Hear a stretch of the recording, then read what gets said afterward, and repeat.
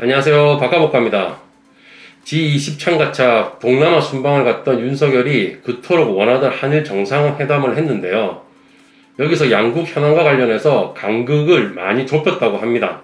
어떤 내용인지 알아보고요. 이 분위기가 문제가 없는 건지 살펴보겠습니다. 자, 대통령실 한일 강제동원 해법 실무협의 한두 개로 좁혀졌다. 정상회담서 속히 매듭 짓자 의기투합했다는 내용입니다. 김성한 국가안보실장은 양국 간 현안을 해결하기 위한 분명한 의지를 확인함으로써 현재 진행 중인 양국 교섭에 강한 추진력을 주입했다고 합니다.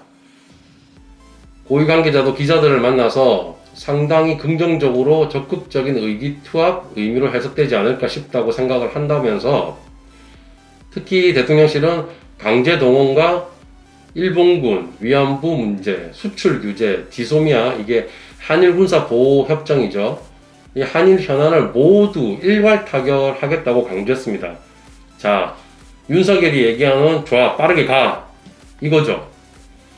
자, 한두 개 정도의 안을 가지고 실무회담을 하고 있다고 하는 얘긴데요. 그 안 중에는 한국 정부가 출원한 기금을 통해서 일본 정부 혹은 일본 기업을 대신해서 배상을 해주자 이런 안이 있을 겁니다. 이 안은 위안부 문제에서도 동일하게 나왔던 해결 방식이고요. 여기서 문제점 3가지 정도를 제가 지적을 하고 싶습니다. 자, 첫 번째는 국내에 있는 일본 기업이 배상을 하라고 한 판결이 이미 났다는 겁니다. 사문권이 분리되어 있는 한국에서 대법원의 판결을 행정부가 뒤집고 마음대로 하겠다는 건 분명 헌법에 명시된 상권 분립을 정면으로 도전하게 되는 거고요. 자, 두 번째는 위안부 합의 때처럼 사건의 당사자들의 동의 없이 진행되고 있는 걸 지적하고 싶습니다. 이미 강제동원 피해자들은 합의단에서 빠져 있는 상태고요. 정부가 누구의 동의를 받아서 마음대로 배상 방식이나 배상액을 정하느냐 이런 문제가 남는 겁니다. 이렇게 해결이 됐다고 공식적으로 보도가 나오면 또 비가역적이라는 말이 또 나오겠죠. 절대 역행할 수 없는, 누구도 합의를 깰 수 없다는 식이죠. 이 정부의 무책임한 합의가 차기 정부에 또 부담을 줄 수 있고 합의를 깨고 사과와 배상을 또 요구한다면 한국은 또 말 바꾸는 정부라는 주홍 글씨가 새겨지게 되는 겁니다. 자, 세 번째는요. 이걸로 끝나지 않는다는 겁니다. 벌써 그런 조짐이 보이고 있는데요. 김호준의 다스베이다 단골 게스트 호사카 유지 교수는 일본은 한 개를 주면 한 개를 더 내놓으라고 하는 정부라고 말을 하곤 했습니다. 그런데 그런 상황이 딱 발생했습니다. 자, 볼까요? 우길기에 경례까지 했는데 뒤통수 치는 일본. 일본이 4년 전 초계기 논란에 다시 불을 지폈다. 레이더 조준 사안 등 여러 문제가 있어 양국 방위 협력에 영향을 줄 수 있습니다만 한국 측에 철저한 대응을 강하게 요구하고 있다.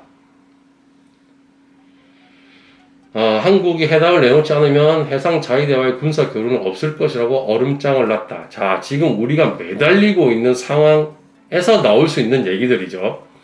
자, 일본이 4년 전에 일본 초계기가 우리나라 강개토 대항함 500m 거리까지 상공 150m 저공 비행을 하는 위협 비행을 했었는데요.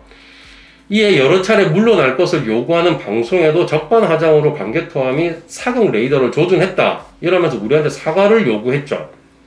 자, 일본은 한국, 일본 간의 정상회담의 분위기를 타서 이때다 싶어서 이것까지 사과를 요구하고 나선 겁니다. 야, 이제는 하다 우리가 안 한 짓까지 사과를 하게 생겼습니다. 어떻게 할지는 지켜보시죠. 이렇게 위협 비행하는 나라하고 지소미아 복원한다는 등 군사정보보호협정까지 가는 상황이니 아예 군 관련 정보와 국민적 자긍심을 쌈을 사서 일본 정부의 아가리에 집어 넣어주는 꼴입니다. 이런 상황에서도 희죽희죽 웃으면서 일괄 타결해서 국익에 도움이 되니 어쩌고 하면서 웃고 있는 모습을 생각하니까 피가 거꾸로 솟습니다. 윤석열 정부가 의지가 있는지 없는지 모르겠지만 호사카 유지 교수가 얘기했던 거 잊지 마시길 바랍니다. 일본은 하나를 주면 하나를 더 내놓으라고 하는 나라다. 이 말 명심하세요.